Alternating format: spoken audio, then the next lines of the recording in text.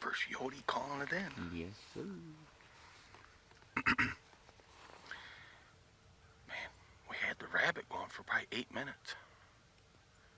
And he come out and he just didn't see something, you know, flopping or anything.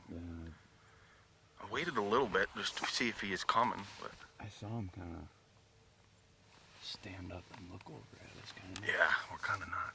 It's not ideal setup, but hey, it worked.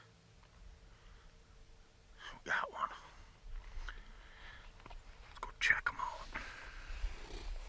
All right, guys. Well, we got a new face on behind the camera here.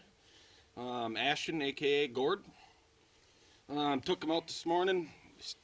Killed a lot of coyotes with your bow in the tree stand and deer hunting, but said he's never called a coyote and killed it. So we had some free time this morning, so I'm like, well, let's go try a few spots. This is actually our second spot this morning.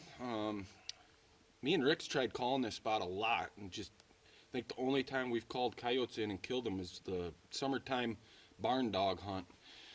But it's crazy too, because it's we got loads of coyotes on trail camera here in the fall. It's thick, it's nasty shit, and it's just full of coyotes. I just don't understand why we never can call one out. And it's not the ideal setup, but we got this is a big male. Got him to poke out just enough for Gord to put a good shot on him.